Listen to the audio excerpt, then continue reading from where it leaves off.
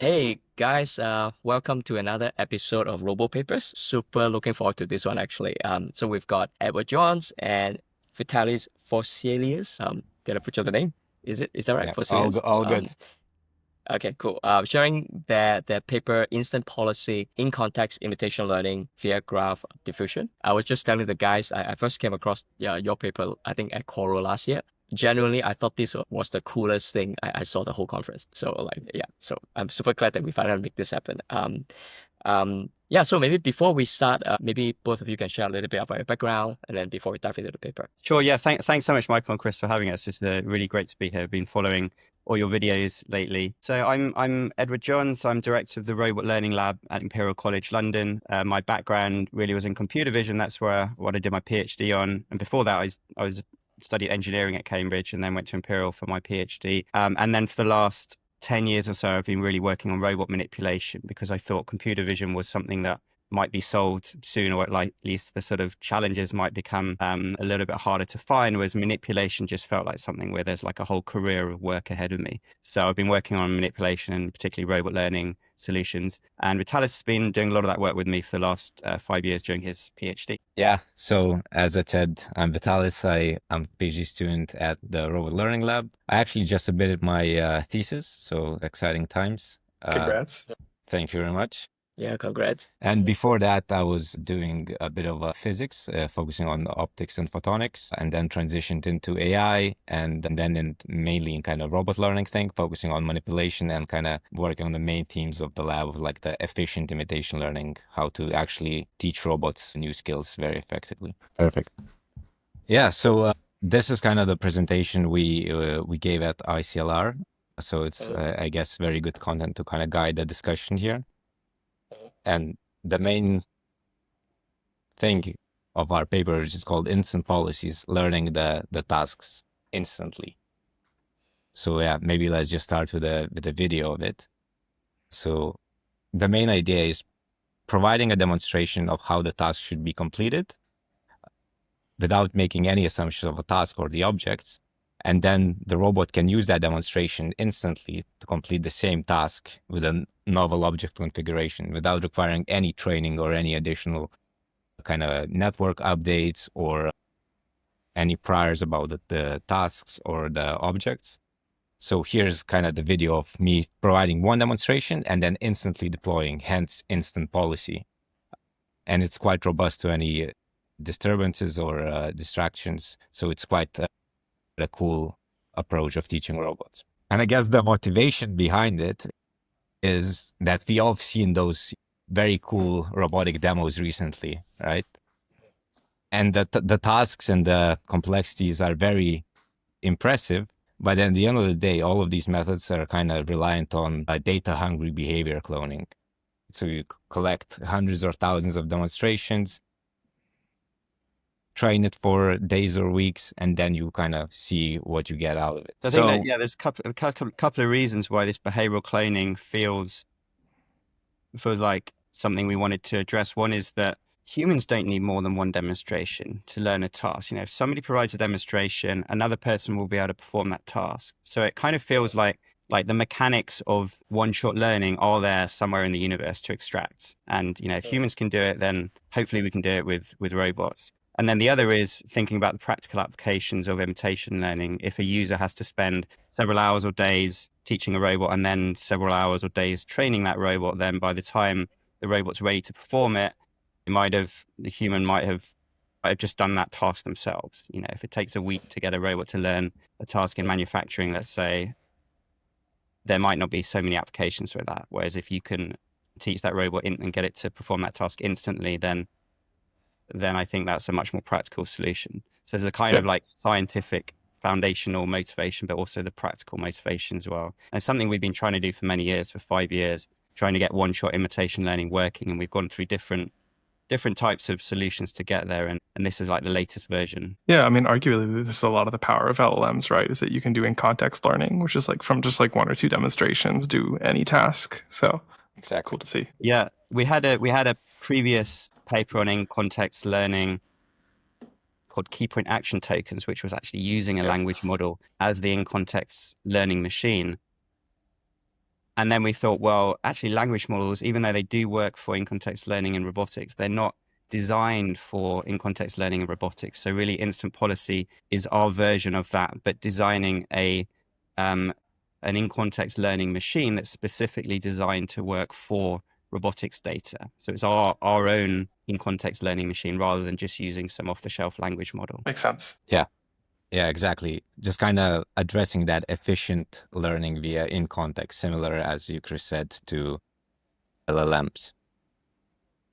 But so why it is still so hard to teach developers new skills, like if everybody's relying on those thousands of demonstrations, right? Like what is preventing us from, learning from those a couple of demonstrations? And here we kind of thought that there's two main hurdles, two main challenges that we need to address to kind of enable that very quick and rapid learning. So the first thing is the previous kind of methods that we discussed naively map high dimensional observations to low level actions, right? So they map very high dimensional images to some vector that represents some form of an action. And that function, like that navigation between completely different spaces, can be quite hard to learn. So these kind of methods don't have the appropriate inductive biases to allow for very efficient learning from a couple of examples. And we just don't have enough data to brute force our way to a solution, right? Like you can do that in language or in vision because there's a web scale data available. But for robotics, we don't have data that we can just throw at it and expect it to generalize. So these are kind of the two main challenges we try to address with this work while tackling the in-context imitation learning. So, sorry if I can just interject on your second point. So when you say not enough data, I presume you mostly meant like teleoperation data, like real world data, right? But obviously there's a lot of research these days on world models or simulation. It seems that in some domains, like locomotion sim to real, it's like you can do things zero shot, probably more impressive than any more human can do. What do you think of that? As you mentioned, the second point being the data being a big bottleneck. Yeah, so I guess this is very specific to manipulation, where that data is harder to obtain or where their sim to real gap is bigger. If you're trying to learn it, kind of the policies using the behavior cloning, where you kind of distill all the information the neural network waits, you need that realistic data that you might encounter during deployment. So you might need very wide range of tasks of the teleoperated data or however you kind of collect that data to train the model to expect it to learn what you want to learn. So collecting all of those different tasks, all of those demonstrations with teleoperation is very hard. Whereas like for locomotion, as you said, it's a bit easier because the sim to real gap maybe is a bit narrower and you can utilize simulation a lot. But so for manipulation, even if you could utilize a lot of simulation, you still need to go into simulation and somehow design those tasks that you care about. So even though you can create that data, it's still kind of not as big as for other domains like language or vision. Yeah, I think that point, Vitalis, about in simulation needing to go and build that environment is something that I think people overlooked that a little bit in previous years and said, well, the real challenge with sim to real is the sim to real gap. Once you have perfect simulators, then actually we can solve robotics. But it's not quite as simple as that because it's actually way easier to give a demonstration in the real world than a demonstration in simulation. In simulation, you have to create that object and then you have to somehow map your hand movements in the real world into the simulation. In locomotion, like trying to get a quadruped or a humanoid to walk, is quite a well-defined task. So it's okay if the human engineers spend a lot of time and effort designing that reward function and designing the model, simulation. But with manipulation, there's just so many tasks out there that it's much harder to exploit simulation in the same way. And you can see some examples of simulation working really well in manipulation, like the OpenAI work with the shadow hand and the Rubik's Cube and all of that several years ago. That was amazing. But of course, all it does is it solves that one task. It's not going to work on even a Rubik's Cube that's like 2 millimeters bigger. Probably not, anyway.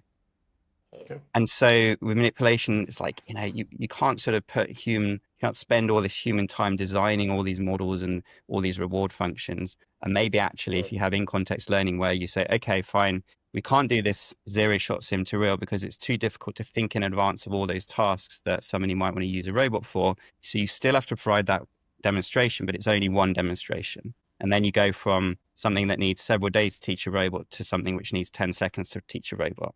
And then that's really a very small amount of human effort for the robot to learn each task. Got it. Cool. Yeah. I think that's also for me one reason why I always slightly more skeptical about simulation. Like I said, the exploration space for some tasks like manipulation could be just so big that even though in theory you can speed up time in simulation, but by the time you design, for now you still take a really crack researcher to go and figure out the simulation, and probably you still can't fully explore the exploration space. Whereas in your case, like what was so impressive was just like literally in that video, 1 or 2 demo done, right, in context. Yeah. I think having that video where Vitalis is showing that demo and it's the same video and the robot performs a task within that video is something that it's quite unique to this project. It's not so much like watching the video. This point onwards, that's what you've probably seen videos like this where a robot is picking up an object and doing something with it. And there's a ton of videos like this from academia and industry and startups. But it's the fact that we taught that robot in that same video at the beginning that makes this different. So there's no kind of smoke and mirrors here in terms of how long did it take somebody to teach that robot. You just see it in this video. Well, one demonstration. Whereas if you have some really nice video of a robot performing a task, somebody promoting their company or promoting their paper from that, you don't really know what went into that. It could have taken months and months to do that. And people aren't really focusing on the learning efficiency in those videos. They're just focusing on the final performance. But really what we want is robots that can learn very quickly, because then they're going to be very flexible to learn a wide range of tasks without you having to spend ages teaching the robot. Yeah, and you don't need to spend time, fine-tuning them all, or if something doesn't work, recollecting those hundreds of demonstrations to retrain to get a different type of behavior. Here, if I provided a demonstration that was a bit wrong, I could just scrape it, re-give another one that how I want the task to be solved, and it's going to instantly, again, do it in a different way. So it's kind of just user perspective wise, it's so much easier to work with and deploy rather than going back and forth between data collection, training, deployment. Whereas like instantly deploying it after demonstration is way more flexible. Cool. Yeah, we have some videos later showing how you can provide more than one demonstration, and then that allows you to generalize over novel objects. So how does it work? Yeah. Yes, exactly. So that's the problem we're tackling, right? Like in context imitation learning. The idea is, you provide one or a few demonstrations and use it as context rather than, or as input to the model rather than kind of training the model on them. And then you expect the straight away polish to perform the same task. So the in-context learning, there's 3 main components, right? There's demonstrations or the context that you kind of provide. Then there's an current state of the environment that the robot sees. And then based on these, you need to predict any future actions. So inherently what you want to do is learn the conditional distribution of future actions given the demonstrations or the context and the current state. Now, to address these kind of challenges that we talked about in the beginning, you need to somehow introduce appropriate inductive biases into the problem that would allow to combine all of these components together and allow it to learn very efficiently. So for this, we use, first of all, point cloud observations, segmented point cloud observations that then we use to construct this type of graph representation that jointly represents the environment and the robot. So we go from point cloud observation, we encode it with some geometry-aware encoder. We represent the robot as a set of nodes in that graph, and then the whole graph fully captures the state of the environment and the robot in the same graph space, right? So there's no kind of mappings between different spaces of like robot states and observations. Everything is in the same space. So yeah, for the geometry kind of aware encoders, we just pre-train them to encode and reconstruct the geometry. So we never kind of lose information about the dense point cloud while still kind of having a sparse set of nodes in the graph that represents the scene. And then when we combine all of those components of in-context imitation learning together, we get this one graph that jointly represents the context or the demonstrations that we provided, the current state, and any future actions. So all of it is kind of combined in a single space, in single representation. And that allows us to learn this kind of very efficiently, to make use of those inductive biases and tackle this problem efficiently. So is this keyframe based then? Is it like, so like you were pressing a button on the Sawyer when you were moving it, right? So like you move it down, you say like, this is the important place to be, right? That's correct. Not really. So we record a dense trajectory, let's say at 30 hertz, right?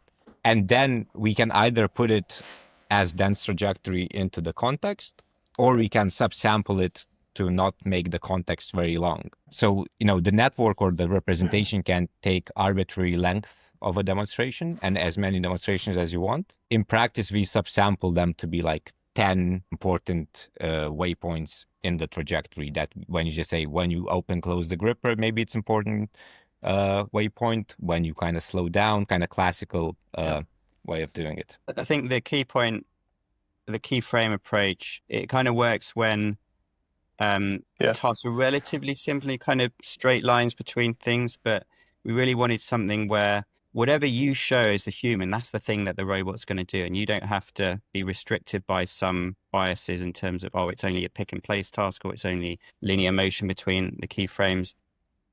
So we decided not to do that and just say, well, whatever the human shows in that trajectory, that's going to be available to the robot to then learn the task. So I have one or two more questions. So for example, in this graph here in demo 1, you have sequence of states at 1, 2, 3. Yeah. But I suppose the sequence of state is an arbitrary length, right? It could be like longer and so the sequence of states will kind of capture time, I suppose, right? Yes. And then, but I think if I'm not wrong, the blue dots are actually the gripper positions, and then the green dots are the contact points, the key contact points, basically. They're not the contact points. They are just kind of embeddings of the geometry. Got it. Of the objects. So everything apart from the robot. Yeah. Why do you guys like think of it, structuring the whole thing as a graph? Like looking this whole thing as a graph. Like what gave you the idea? We kind of had the experience with graphs from our previous projects, and I think that they just allow us to represent everything in a very nice, again, unified way, and exploit their kind of properties. Let's say, again, we can expand the graph at inference by just adding more nodes. Everything is in the same space. The positions, there's no need to encode global positions of any points in the point cloud or the robot. Everything is represented as relative positions between the nodes. So you kind of get generalization across the workspace very easily like that.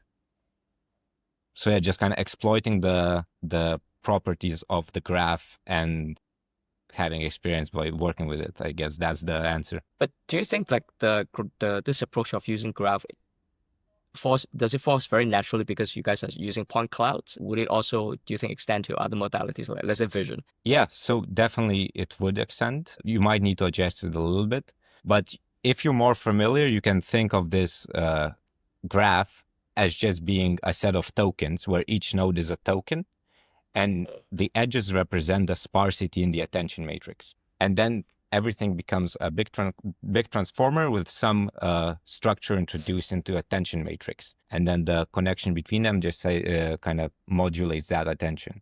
So you can view this as just being a transformer with a few changes. And then in the same way, you can just add vision tokens or any tokens that you want in this graph. Yeah, there's quite a lot of work on aligning observation and action spaces just generally in the community. And this is like one example where the observations are 3D points, but the actions are also 3D points. It's like where should these 3D points on the gripper move to? That's how you represent your actions. So you're not mapping from very different spaces there, and you get that nice regularization that means that it can be more data efficient. So on that note, what do you actually need to pre-train this? Like, so you were mentioning, so you have the object embeddings that you pre-train from some object data set. Is there Yeah. anything else that goes into this? So that's just kind of pre-training to get the embeddings, right? Then you freeze that, and then I'll get soon into what it is to train the actual model that predicts robot actions. All right, getting ahead of ourselves then. Sounds good. Yeah, so this is actually what the network learns, right? We have that graph representation that jointly represents all of those components together.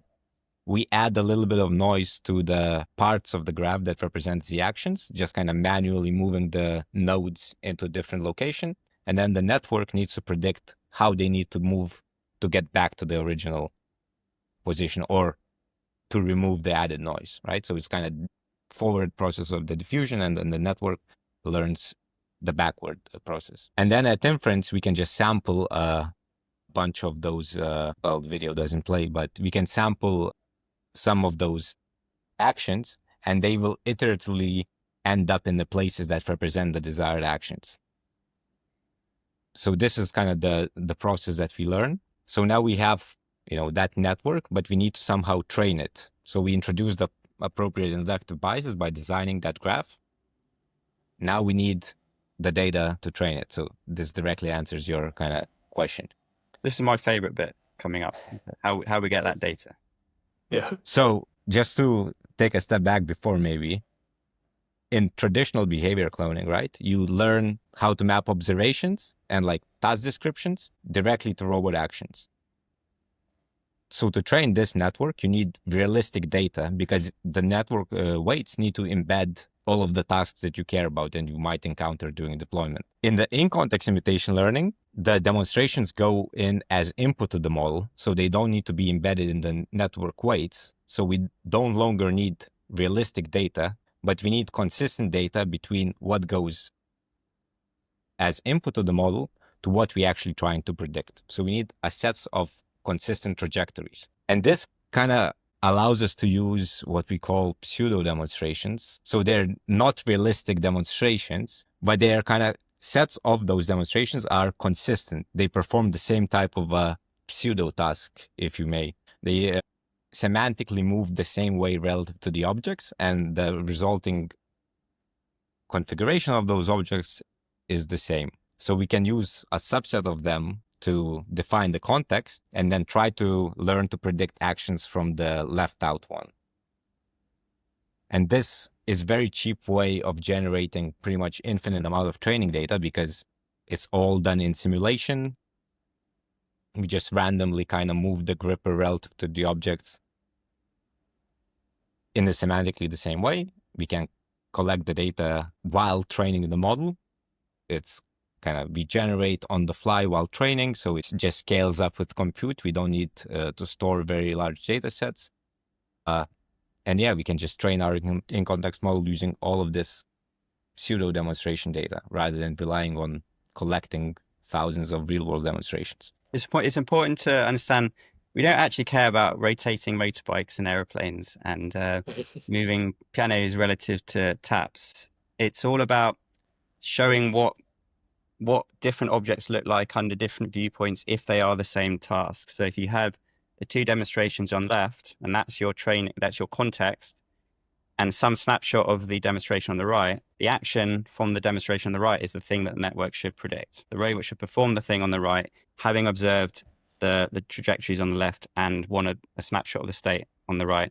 And you do this over a ton of different objects. And as long as the demonstrations convey semantically identical trajectories within one of these kind of rows, then the robot understands its ability to kind of look at the demonstrations and figure out how those apply to the live observation. And it's really scalable. And these don't need to be physically plausible either. You can see that they're not. I mean, that on the right already, the bottle is within the hat. So you don't have to think so much about the dynamics, because in the real world, you're still providing that real demo, and that real demo has real dynamics. And so the real dynamics of that real demo will then be used in order to figure out the dynamics that the robot is kind of thinking about when it actually applies that to a new instance. Yeah, so just to tie back on what you guys was just talking about simulation earlier, right? So earlier on, Edward, you were just saying using simulation alone, the exploration space is so huge. But in this case, what you're suggesting is the way you guys set it up.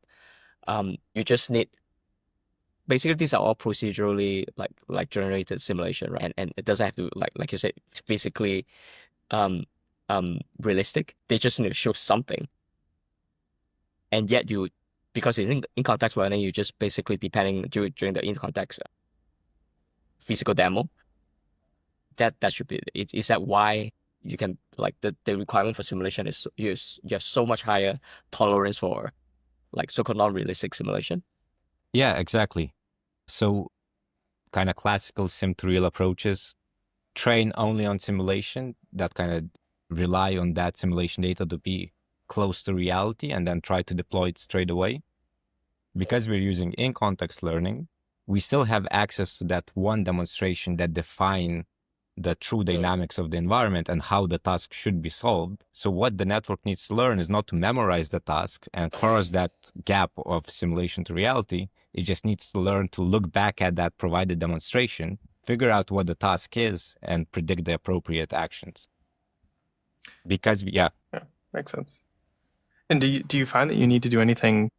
So basically, the 3D features and stuff that you're learning are robust enough that it can capture all this task dynamic stuff pretty well. Do you find that you need to do any randomization other than that, like any kind of data augmentation to get that transfer to work well, or is this just kind of works?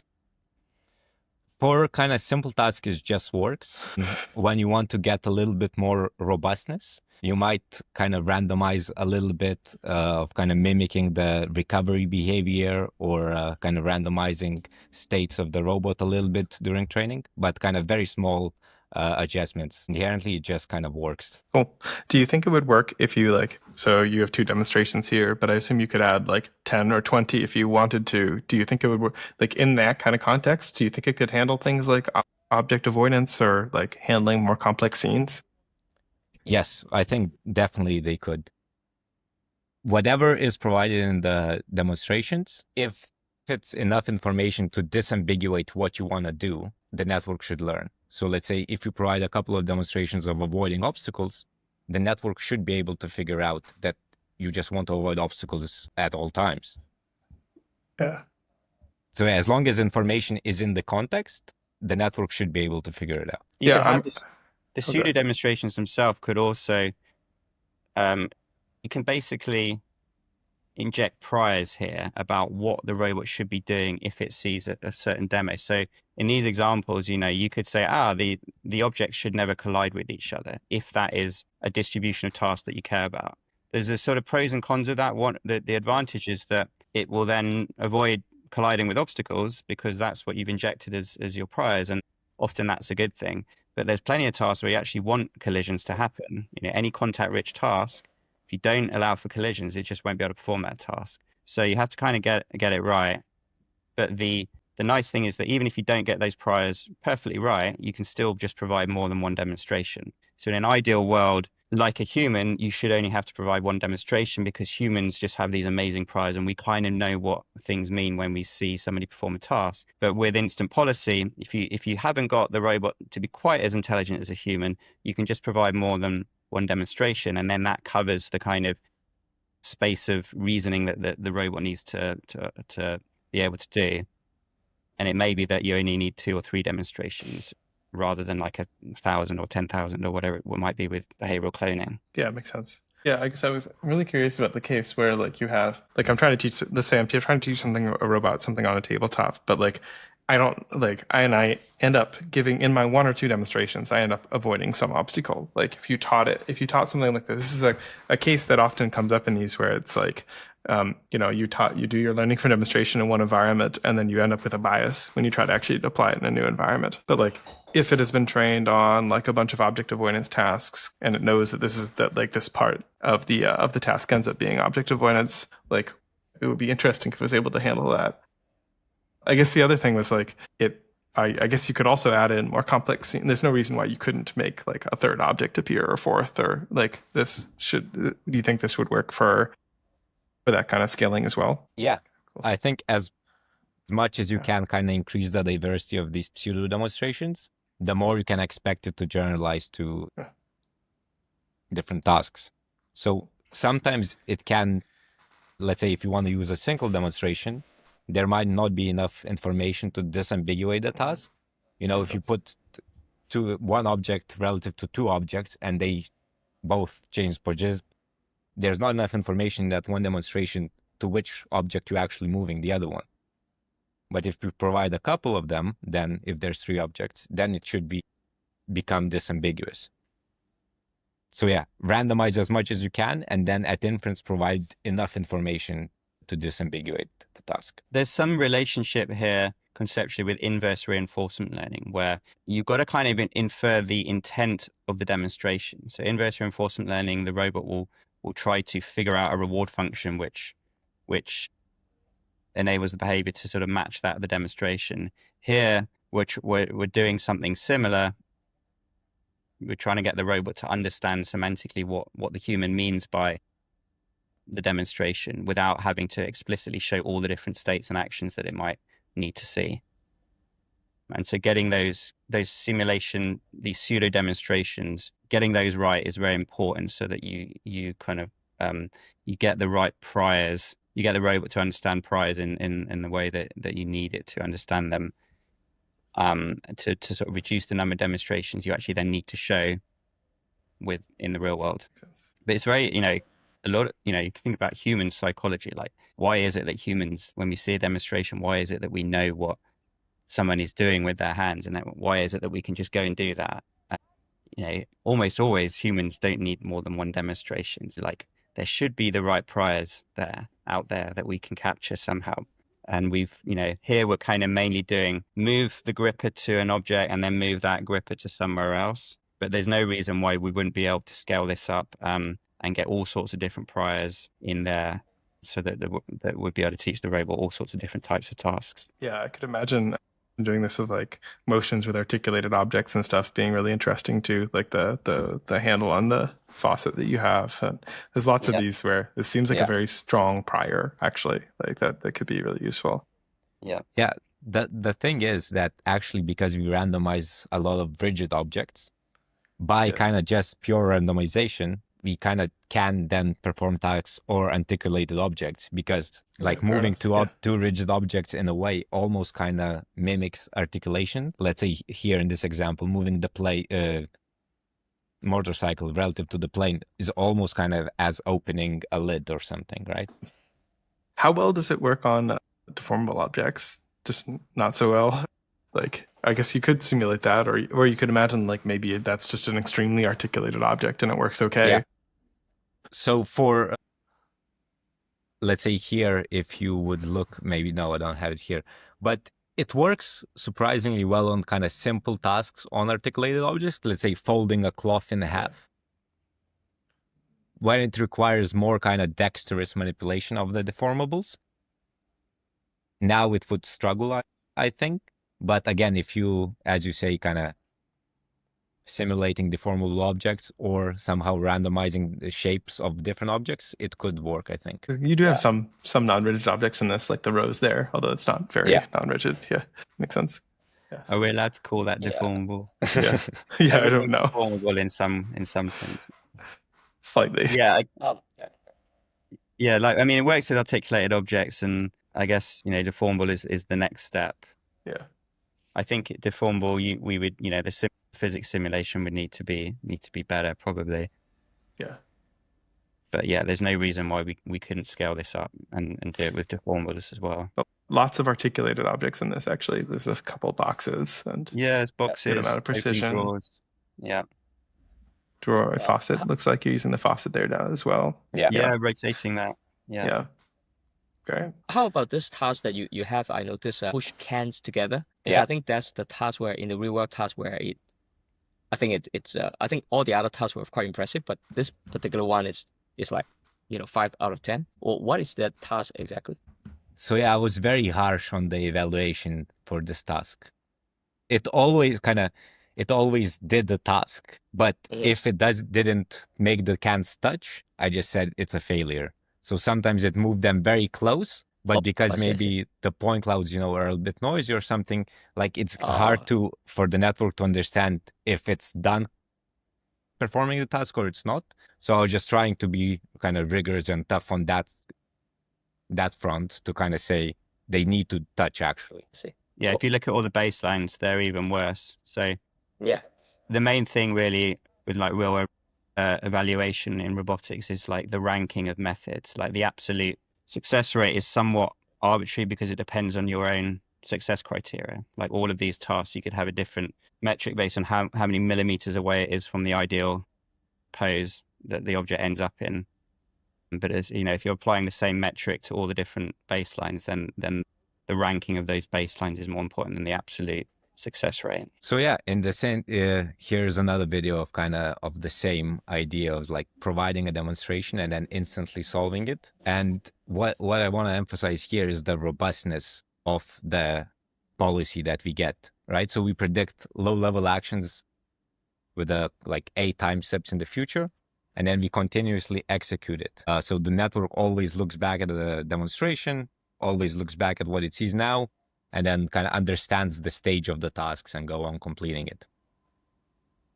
So another interesting thing is how to actually interpret where that robustness is coming from is if we visualize the attention weights on our graph representation.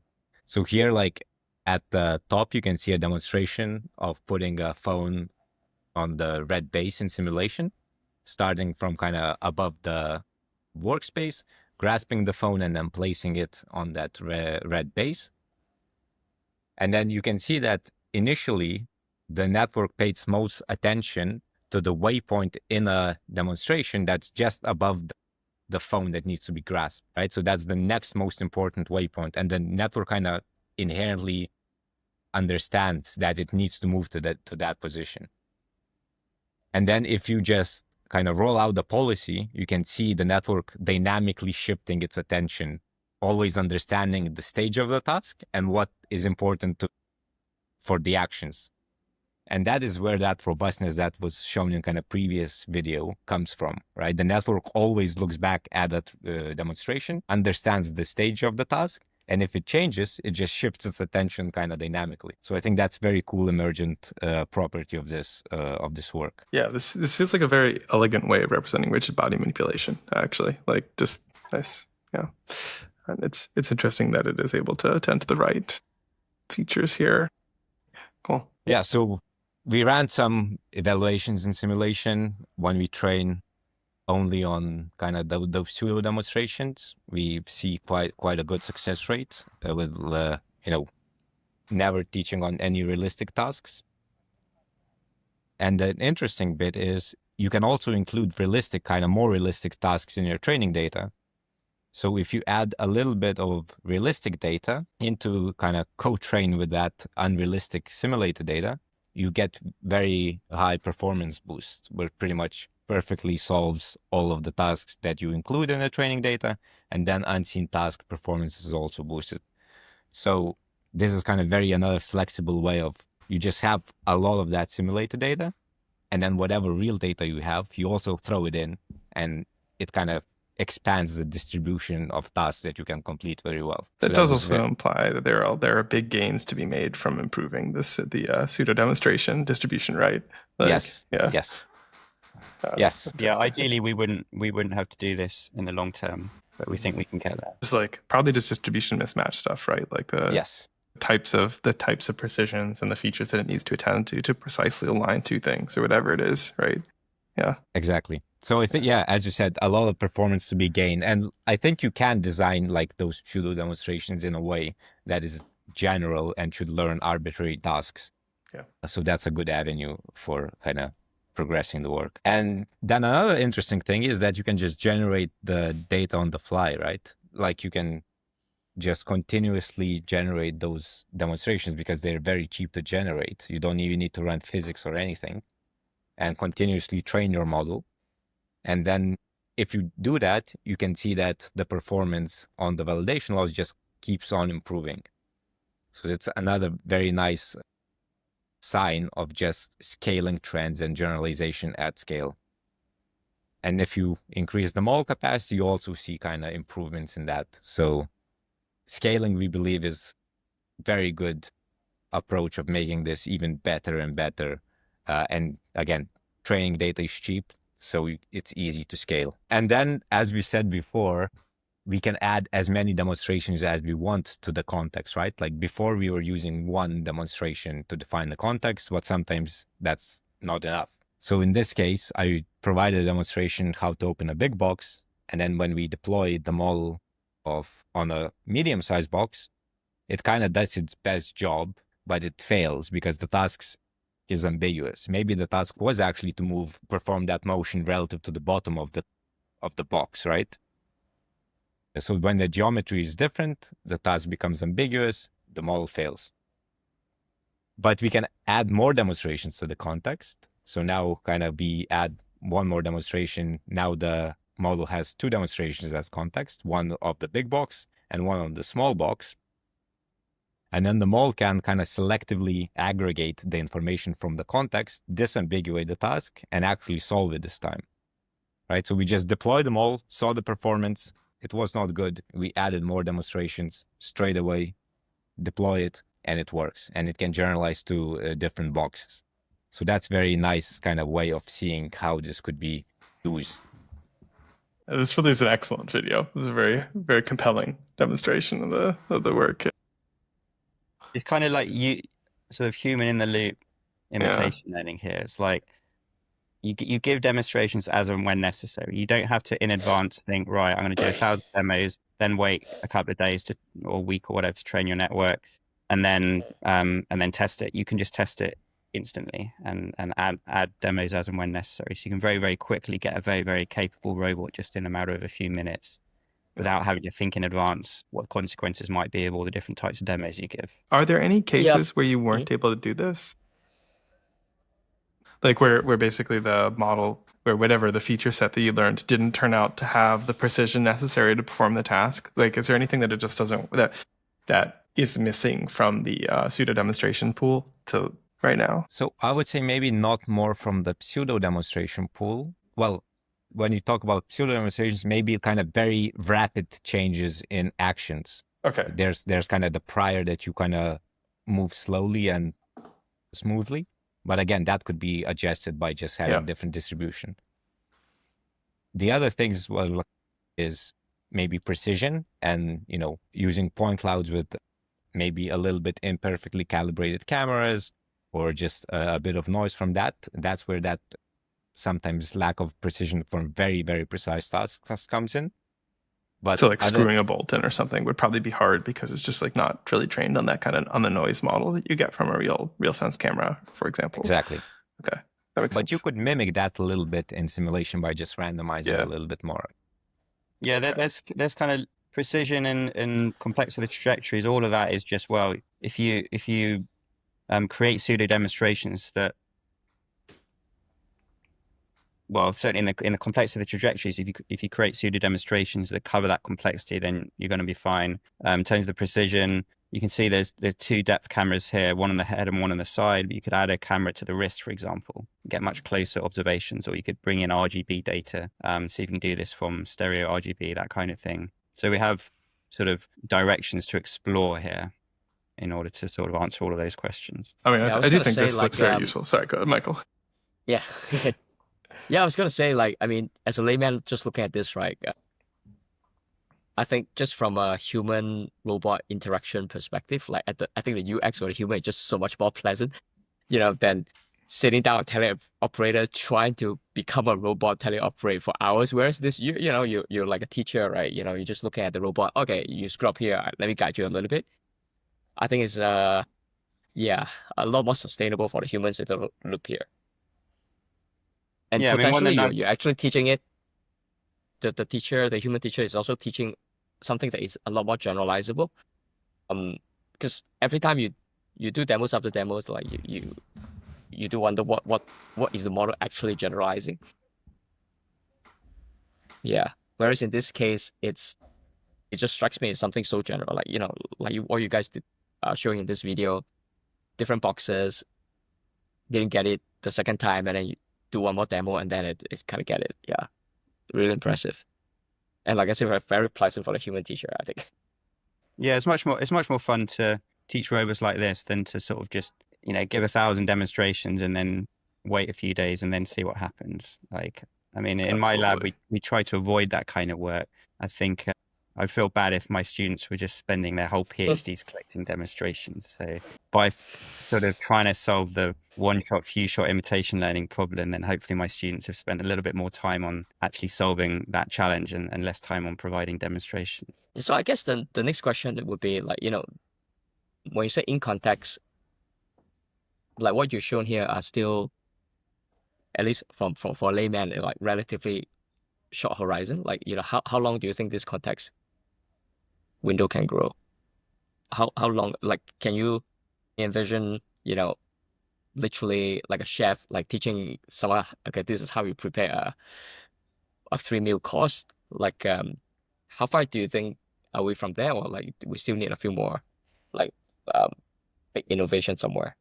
I think it can be quite long, the context, and there might be a different ways of like some hierarchical way of doing it that could actually, the model uses a smaller context while you still can have access to all of it. So the context itself in the model can actually be arbitrarily long because we're using a graph network, right? So Yep. It can just take an arbitrary number of nodes. It actually scales linearly with the increasing number of nodes because we kind of restricted the structure of it. So it's very scalable, and like in practice, you can just do it. And that attention mechanism, regardless of how long the context is, it always can find the relative things and compare what it sees now, understand the task. So in practice, it should work with arbitrary context length. Interesting.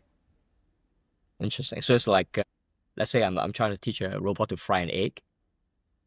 I'm at the stage where I'm about to break an egg.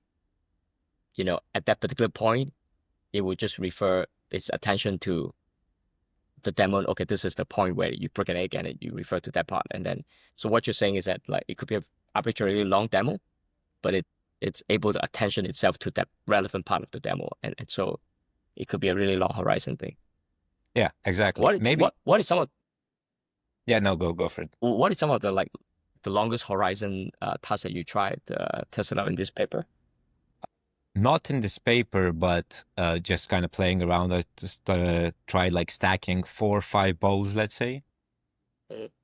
And then, yeah, there's no problem doing that. Again, maybe arbitrarily increasing the length of the context, it should work in practice. Maybe, well, it should work in theory. In practice, maybe there's better ways of doing it, like some more hierarchical approaches or something. But there are definitely ways of tackling very, very long horizon tasks using this kind of in-context formulation of imitation learning. Yeah, so maybe a quick few more kind of more application-based use cases here. Because we use segmented point clouds, the embodiment is actually not part of the observation. And if we have a mapping between 2 different embodiments, let's say a robot and a human hand, we can actually provide a demonstration using one embodiment and then straight away deploy it using another embodiment. So let's say here, I provide a demonstration of how to stack these cups using my hands, right? We just track the hands, we map them, imagining where the robot would be in that case. And then using the same model without any adjustments, we can just straight away deploy it on a different embodiment, the robot, and it completes the same kind of task. So that's another way of teaching the robots very quickly and very intuitively, I would say. When you say a mapping, you mean like you're like using a hand pose estimator and pulling out the hand pose and then overlaying the gripper or something like that? Exactly. Makes sense. Exactly. Yeah. So you kind of need to pretend to be the robot, right? Because you don't really match the different embodiments. You just kind of pretend to be the robot and you match the parallel jaw gripper to your thumb and the index finger or something. Yeah. But it's surprising how many tasks you can solve just with 2 fingers, a parallel jaw gripper. Yeah. I mean, most of the videos that you see with humanoid robots with multiple fingers, they just do that anyway. And sort of close the power fingers. grabs. Yeah, exactly. Right. Create 2 fingers anyway. So yeah, there's a lot you can do just with this kind of setup. I feel like what's missing is always like the It's the intelligence, right? Exactly. Yeah. Like the two fingers grabber you could do. Like if you Yeah. ever have one of those like two finger trash grabber toys and try to like manipulate everything in your house, you can get most stuff done. So it's great to Yeah. see stuff like this where you just like focus on using the two fingers. Yeah. And then the last maybe interesting thing about this whole kind of representation that we use is that there's a bottleneck of information that you can imagine here. Information flows from left to right, like from the context to the current state and then to the actions. At some point in the network, all the information that's needed to predict the actions is aggregated in specific sets of nodes. And then the idea is maybe you can approximate that informational bottleneck using a different modality. And then you could circumvent the need to provide demonstrations altogether. So what we kind of did is we took that part of the network that aggregates that information in those nodes, and we took a language adapter that takes the language description of a task and the current observation of the scene, and we try to make them as close as possible with a contrastive objective.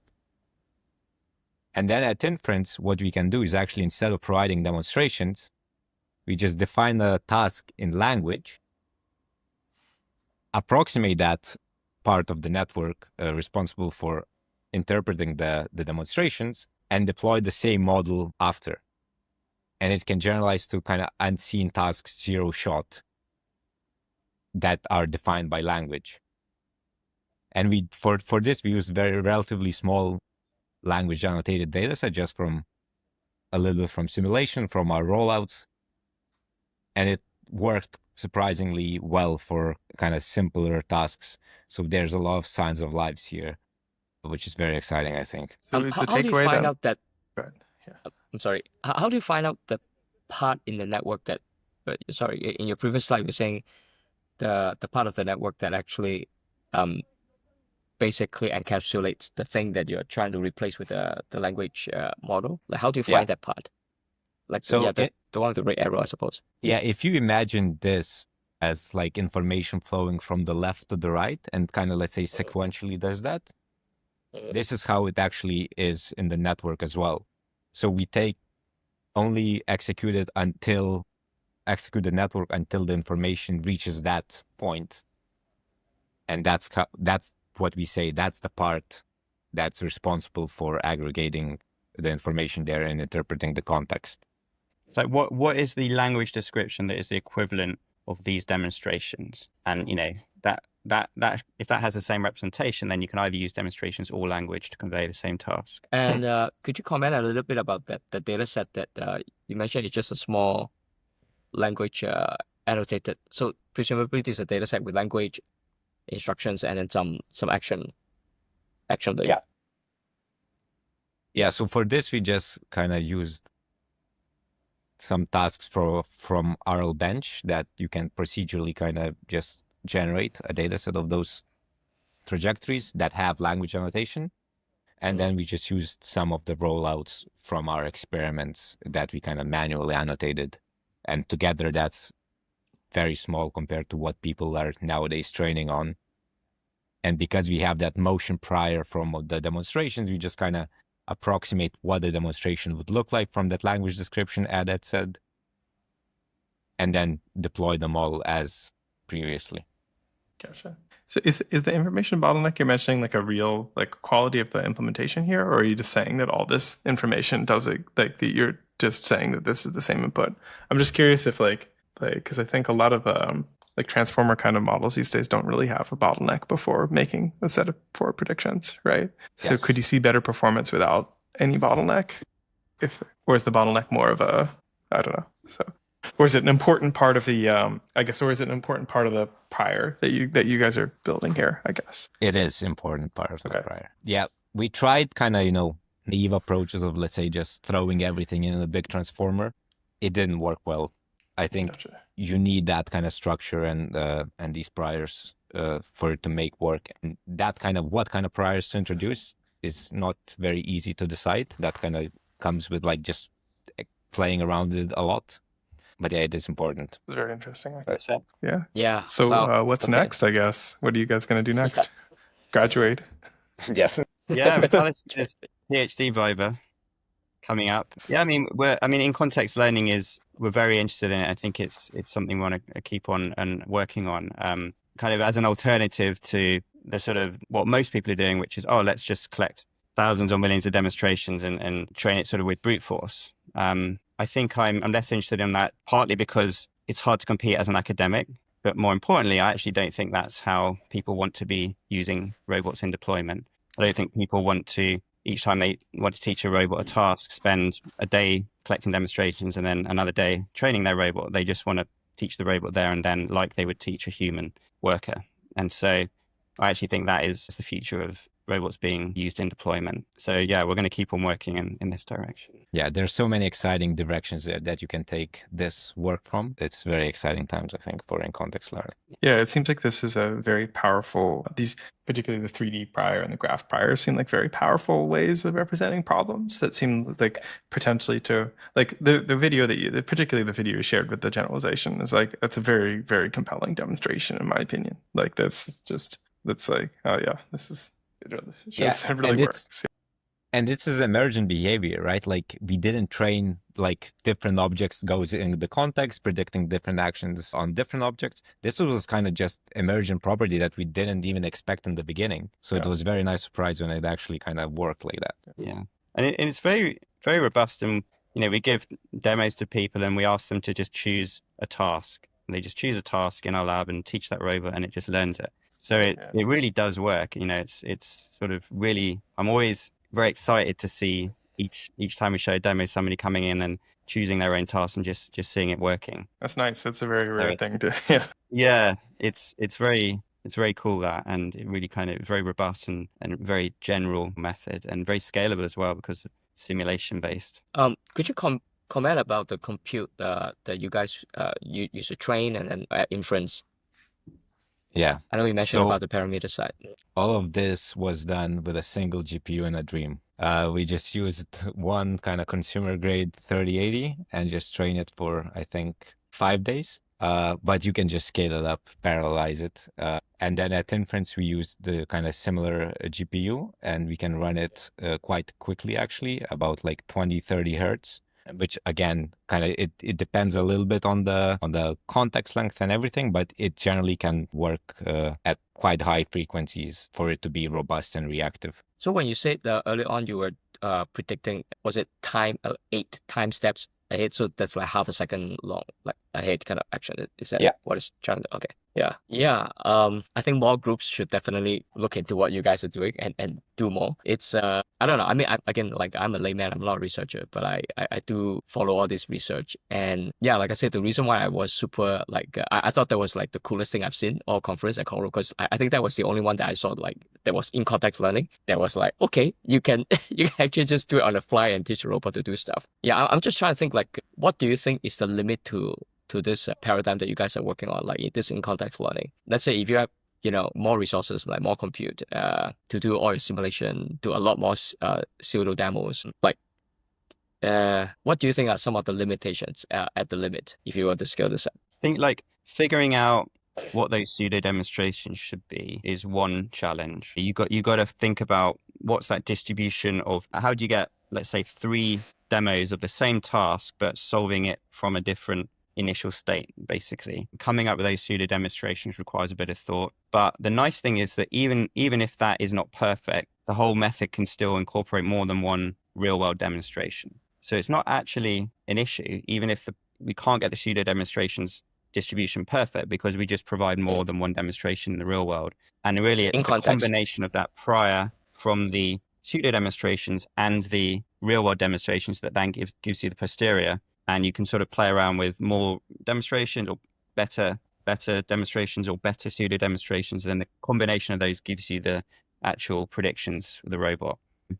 Ideally, we would only need one real world demonstration in the way that a human might only need one, but then there might be tasks that humans don't understand from a single demonstration as well, because the thing that the demonstrator is doing is actually a bit of a weird task. And it's not the sort of the obvious interpretation of it is not the correct interpretation, and that happens with humans as well. But yeah, getting those pseudo demonstrations right is a really interesting problem that we're thinking a lot about. Well, but in any case, like you show in the earlier charts, like if you can add some like real world demonstration, you get close to maybe 100% anyway. So maybe and plus you can give more than one demo. Give maybe 3 or 4 demos. Yeah, it saturates remarkably quickly. Like, you 2 demos. I mean, most tasks only need 1 demo, Yep. pretty much all of them really. But it's when, the objects come in different shapes and sizes, that's when you might need more than 1. But really, like, the box example, just two demos and it can generalize across all these different boxes. So you still don't need very many demonstrations to get that generalization across different shapes. So we think, a huge number of tasks, just 2-3 demonstrations all within a couple of minutes or so, and then the robot can perform that task over a load of different shapes and sizes of objects. Yeah, and you can add demonstrations to the context that would handle your edge cases as well, if you want, right? Like, it's very hard to distill how to handle edge cases into a network that has millions of training data, because the edge case is a very small data percentage. But like, if you know what the edge cases are, just put them in the context, and whenever model enters that state, it attends to the trajectory that gets it out of that state and kind of tackles that edge case. So it's a very nice way of tackling edge cases as well. Yeah. So, Yeah, you learn I from guess the robot's actual failures rather than having to predict what those failures might be. It's really hard to predict what the failures might be, but it's very easy to observe a failure and then correct it with a demonstration. I guess in practice, how about like memory? I don't know whether I'm using the term correctly, but let's say, yesterday I teach my robot how to like pick up trash, and then today I teach it how to fry an egg.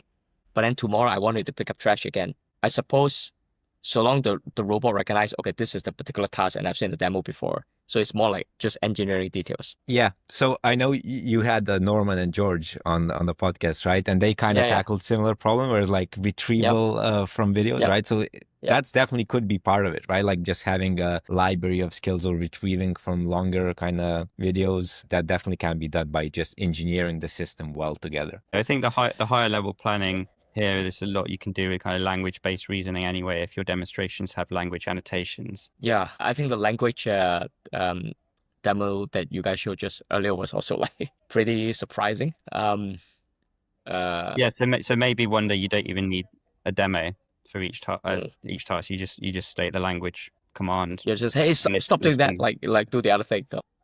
Yeah, exactly. So we can arrive at that destination where robots are just language driven as well.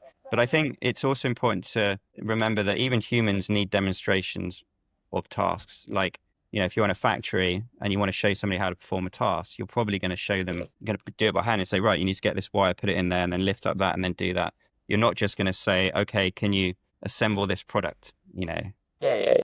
Having demonstrations, I think, is something that we're going to have in robotics for a long time, even at deployment. Yeah. And language is good for the simple task, but anything involving complexity in that task, you're probably going to need a demonstration for a robot, because humans need demonstrations as well. Having having it easy to provide useful demonstrations also gets the data flywheel turning too. Like, it helps you get more data for, like, because the language models, I think, will probably always be to some extent data hungry, right? And so it's nice to be able to have ways of generating that data that's useful, that incentivizes people to create it. Yeah. I have another question. So like what I've seen about like demonstration in not just your paper, but nearly all the papers I've seen, usually it's you're trying to show positive example. Okay, this is how you do that. But typically humans, like, sometimes the instructor tell you, okay, this is how you do it, but make sure you don't do it as well. Let me show you what not to do. Is there a quick way to also incorporate that kind of thing in context as well, and have the same model be able to take to both? Yeah, I think in theory, yeah.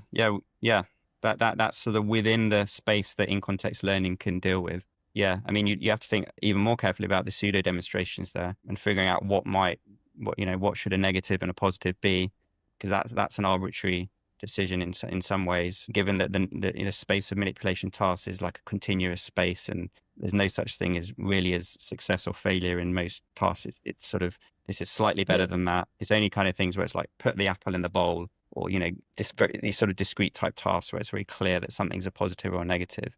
But in general, it's tasks it's more like, oh, this was quite a good or quite bad or kind of medium example, and so that's a very interesting and open problem. Yeah. Yeah. Wow. Okay. This is probably our longest podcast so far, but I think with it's, I'm glad that we managed to spend the time because you guys did so much in this paper. Like I said, super impressive. Maybe as a final question that we usually ask, is any other like papers that you guys come across, recently that you want to, give a shout out to that you thought was really cool as well? I was quite interested in the Roboverse paper recently, just because of the wider implications for the whole field, that how useful can it actually be. So I think that one is quite cool. And what should I say? I think I'm not sure of specific names of papers, but I'm No quite better like papers than this one. So I'm quite enjoying papers where people are working on dexterous manipulation, but more than just in-hand rotation, because ultimately that's not a kind of a real task. You want to pick up something, then rotate it, and then do something with it. So I think people are starting to move in that direction now with dexterous manipulation. And we were talking earlier about how you can do an awful lot with a parallel jaw gripper. One thing you can't do is rotate an object. And so there's some papers that I've seen over the last few months where the task is pick up an object, rotate it, and then do something with it. And I think that's where we're really then seeing the full benefit of multi-finger manipulation. And that's an area that I'm hoping to sort of start looking into as well. I think in the long term robotics, we should be moving into a multi-finger dexterous manipulation as well. Even though right now there's a lot you can do with parallel jaw grippers, ultimately we really want robots to be superhuman as well in some domains. Going beyond even a humanoid hand is a very interesting problem as well. makes sense. Yeah, I suppose for those you probably need. I'm guessing you might need like better touch sensors, right? Maybe throughout the whole hand. Because if you only have point clouds of vision, there are a lot of occlusion just